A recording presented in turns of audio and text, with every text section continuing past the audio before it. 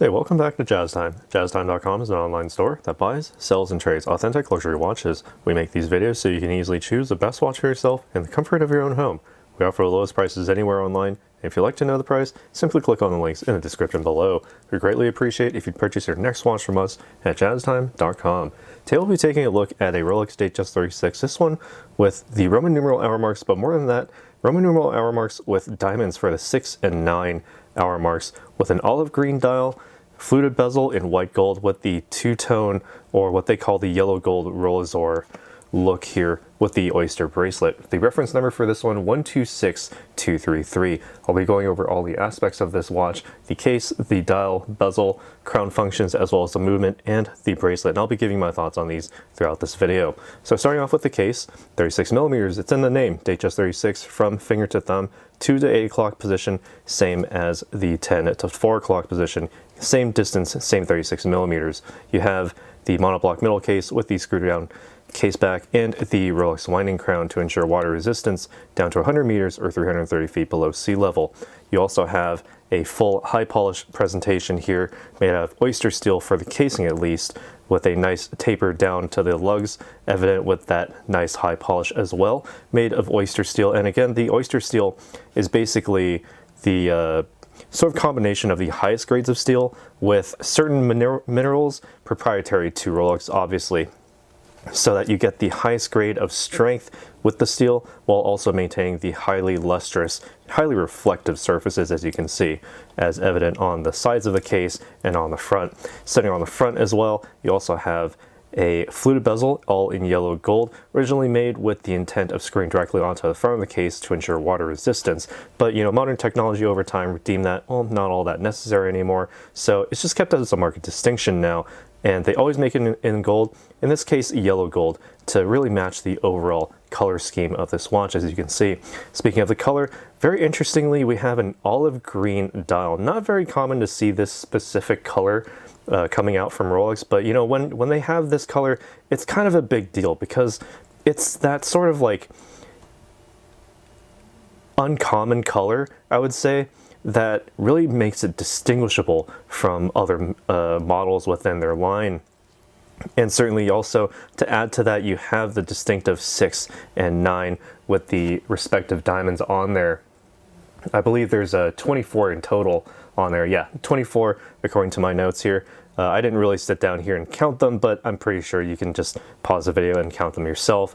The 6 and 9 nicely weighing against the Rolex crown at the 12 o'clock position and the date aperture at the 3 o'clock position, which, by the way, small on the dial, nice and big under that Cyclops lens, which is part of the sapphire crystal, nice and scratch resistant so you always have a nice clear view of this dial. At the very edge of the dial, you also have a minute track, nicely conveniently placed there so you can set the time nicely and precisely. And speaking of which, before I go on to that though, you do have all of these hour marks, the rest of the hour marks, the 8 remaining hour marks rather, in 18 karat yellow gold, matching that of the fluted bezel, the center links of the Oyster Bracelet, as well as the hands, all to prevent tarnishing. So you basically preserve the same look for many, many years to come, basically for the entire lifetime of the watch. No tarnishing gonna happen here under Rolex's watch.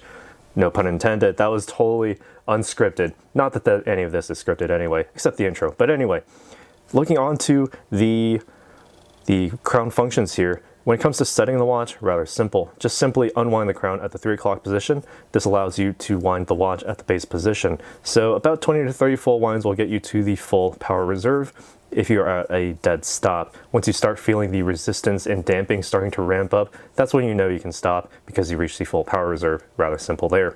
Pull out to the next position, and you can actually quick set the date using the same directional movement of that crown going clockwise, about a quarter turn to advance it by 1. Rather simple there. And if you ever need to do this at the end of a month, say on the 30th, you can do so very quickly as well. Go to the 1st of the next month. Pull the crown out to the final position, and you can note that the seconds hand will in fact stop, giving you that hacking function. So you can actually set the time precisely wherever, based on the seconds hand, place the minute hand, and by extension also the hour hand, and place it wherever it needs to go. Based on the position of that seconds hand, wait for an atomic clock to roll around, press the crown back in to start it up once more, and screw the crown back tightly against the case to ensure that superior water resistance. All right, so what makes all of this work on the inside is the in-house made caliper 3235. Can't see through the case back, but you do have the solid steel there to give you that added sense of security. It features the ±2 second per day time differential after casing, giving you the superlative chronometer certification as printed on this and every Rolex dial. You also have the center hour, minute, and seconds hands with the instantaneous date with the rapid setting and the stop seconds for precise time setting. All those features I had just demonstrated using the winding crown earlier. You have the oscillator on the inside, also with a paramagnetic blue parachrome hairspring, high performance Paraflex shock absorbers to go along with that. So what does that mean? That means that basically you can get relatively close to magnets and circuitry and anything that could produce electromagnetic interference. It won't interfere with the movement of the watch, and also you can take a few physical bumps here and there, and also same way, likewise, no influence on the timekeeping ability of this watch. Nice and robust. The winding is also done automatically through a bidirectional self-winding rotor center mounted on the inside. So that basically means that you can just simply wind the watch manually using the winding crown, of course, if you're at a dead stop, but simply wear it all day or throughout the day, and the natural movements of your wrist will wind that perpetual rotor in place so that it winds the mainspring barrel, which then powers or charges up the power reserve. For this watch, approximately 70 hours. So that basically means you can set this down late Friday evening, pick it back up nice and early on Monday morning the following week. No need to wind the watch. Just wear it all day Monday and you'll be good to go back to the full power reserve. And while I'm zoomed out here, you can also see that this is made with the Oyster Bracelet here. As you can see, flat 3-piece links across, with the intermediate links being a nice high polish, complete with my fingerprints, of course, with yellow gold, and the Oyster Steel being on the outer links, nice satin brush finishing, giving you that contrast of color and light reflection and light diffusion, depending on how you look at it. You also have a nice high polish along their sides, gentle taper down to the Oyster folding clasp, which has the raised Rolex crown logo there. Nice and easy. Just simply lift the top to open it up. You have the full stamped logo on the inside and a full steel construction as well. Taking a look underneath the clasp, you have the advantage of the Oyster clasp, giving you the Easy Link 5mm extension. So what is that? Basically, if you have this sized perfectly to your wrist, you can just simply reach underneath here and pull it straight out. But functionally, what does this serve? If your wrist happens to swell during the day, like literally everyone else's wrist, say you just drank an extra cup of water, ate something a little bit too salty, and your wrist will swell, imperceptible to basically everyone's eyes, but you can certainly feel it on the wrist. If that happens, just simply pull this out, and there you go, another half link, or basically 5mm of comfort extension, so you can continue to wear your watch, no problem. When you no longer need it, just simply fold it back in on itself, press it back into the clasp, and there you go.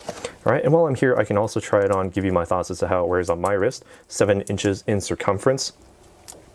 All right, and if you know me from my videos on this channel, you'll already know that I prefer the 36mm models myself, because not only do I have a perfect framing of the case, the dial from the 12 and 6 o'clock sides here, because the 36mm model is that sort of sweet spot for me with my 7-inch wrist, mainly because of that framing, but also I must not also ignore the way that the hour markers are spaced out just nicely, with the Roman numeral 4 being the large 4, nicely balanced against the 8 on the opposite side of the dial, gives you a very nice symmetrical and nicely spaced apart presentation here. On a 41mm Datejust, the Roman numerals will be the same size, but they'll be spaced farther apart due to the larger radius of the dial.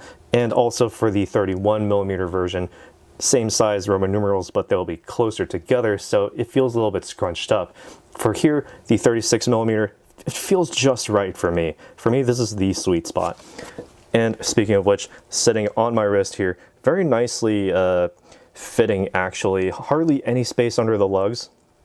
Depending on how I end up putting this on my wrist, either no space or just a tiny bit of space. But it feels very good on the wrist. Nice sense of venting thanks to the bracelet here. Spacing among these links basically with zero tolerance, meaning that Rolex have set this watch or at least the watch band, to basically maintain the distance for its entire lifetime. So that basically this bracelet will never pinch your skin, will never pull hairs out. It always feels very comfortable, and with that sportier feel, you can know that it has that resilience, that strength to stay for its entire lifetime. Taking a look here again at the front of this watch, face on, the Roman numerals 6 and 9 definitely are outstanding there in terms of the visual weight. Very nicely weighing against, again, the Rolex crown and the date apertures. So you have a nice, balanced, symmetrical look to this. It's definitely for someone who wants to take an extra step up without going into a sports model or going into something too dressy like a Cellini or a Day-Date, but keeping it within the more simpler Datejust line. This is probably the highest that you can go in terms of that status. Well, you can of course get diamonds for your bezel and, you know, embellish it even further, but here I believe this one sort of the best combination of both luxury, the sort of wrist presence in terms of the visuals, with the subtlety of something a little bit more concise, a little bit more elegant in that regard. But that's just what I think. What do you guys think about this watch? Let us know down in the comments below what you think about this Rolex Datejust 36. This one with the olive green dial, Roman numeral hour marks with the diamonds, 24 of them in total on the 6 and 9 hour marks, for the yellow gold fluted bezel, two-tone Oyster bracelet. Again, the reference number for this one, 126233. Let us know what you think down in the comments below. If you happen to enjoy this video or learn something, just hit the like button. Costs you nothing. Same with hitting that subscribe button. Just hit the bell notification afterwards, and that helps us out immensely. And if you'd like to purchase any of these watches, including this one that you see in front of me, this one is also for sale. Let us know down in the comments below, but more importantly, just click the link in the description below to see this watch, its pricing, and other watches. So if you want to purchase any watches, just go to our website at jazztime.com. Links again in the description below to purchase this or any other watch. Just go there and hit the buy now button. Thanks for watching. Take care, and we'll see you in the next one. If you want to find out more about the watch you just saw in the video, you can just click below on Show More to see the full description. Then you can check the link next to Model as seen in video, click on it, and you will get to the proper page where you can see all the details. If you're watching on a mobile phone, you have to click on the arrow down on the right hand side below the video to see the full description. If you like this video, please give us a thumbs up. If you would like to share this video with your friends, you can use the share button below and share it on any platform you like. If you have questions, constructive feedback, want to tell us about some mistakes or misspeaks, just write a comment below. If you want to see more videos like this, you should subscribe to our channel and visit our channel page where you can find all the videos. And if you're interested in a specific watch brand, you can check out our playlists. If you want to check the price for a watch or want to buy one, remember at jazztime.com you always get a steep discount, so you should check the prices with us. If you want to know the price for a specific watch, just go to Google, type in JazzTime, plus the brand, model, and the details you're interested in, and Google will find the right page for you. Thank you for watching.